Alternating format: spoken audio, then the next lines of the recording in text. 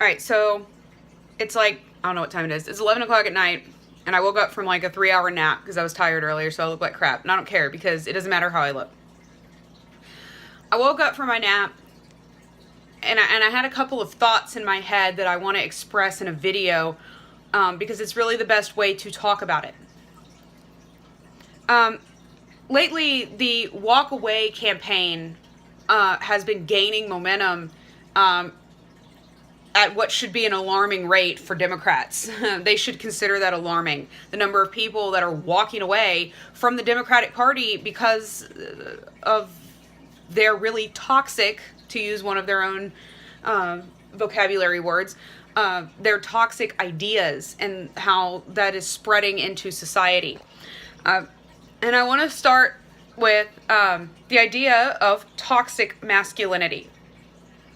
And what I want to say about that is, if you were to go on a college campus and you were to interview a bunch of very liberal students, or if you were to go to a very liberal city like San Francisco or New York or LA and interview, or Chicago, Detroit, pick one, and interview people on the street, and you were to ask them, do you believe that masculinity is toxic and is harmful to women, children, society in general, you would get a resounding yes. Masculinity is awful. Toxic masculinity is a real problem in this country.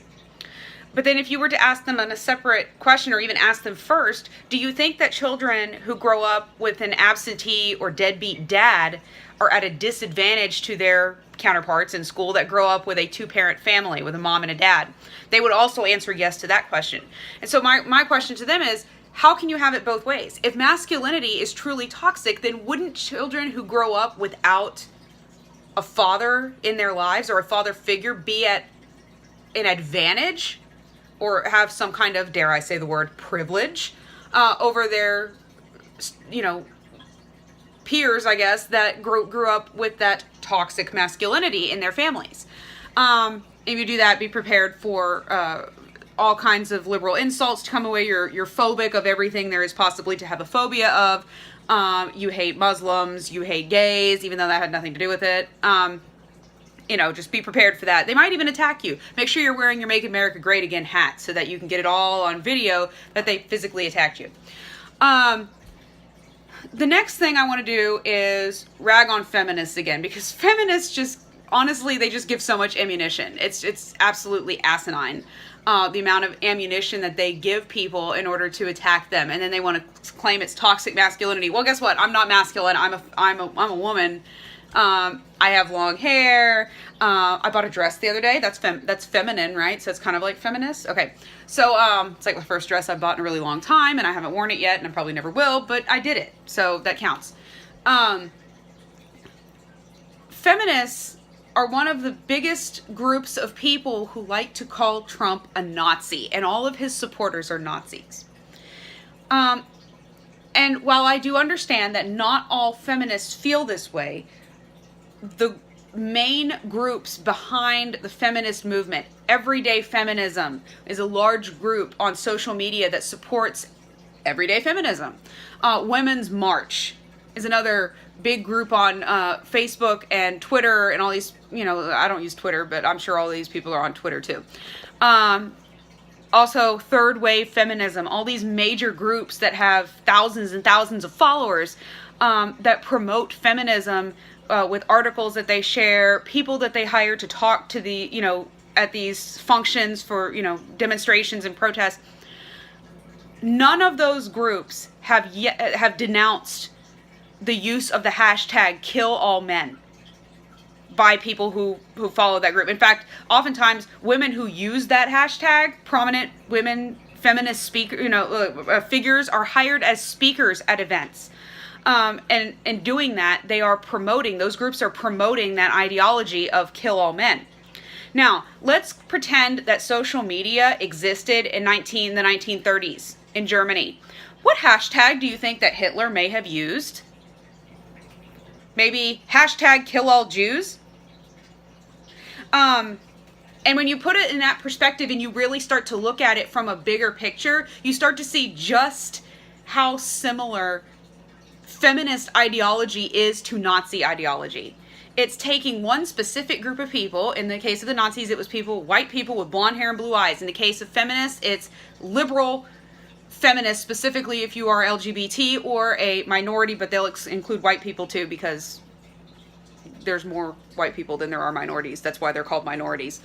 But if you don't, even if you were German, but you didn't fit into the blonde hair, blue eyes thing, you were kind of shunned from being part of their group. And so if you're a conservative woman, or, you know, like me, I'm a conservative woman, feminists don't like me. I'm the enemy in their eyes. And that's really a strong parallel between two different, very, very different groups of people at two very different time periods that share an ideology. Anytime that you put in something like kill all fill in the blank, it becomes a horribly negative thing. I mean, imagine if some group started kill all blacks. Can you imagine the outrage?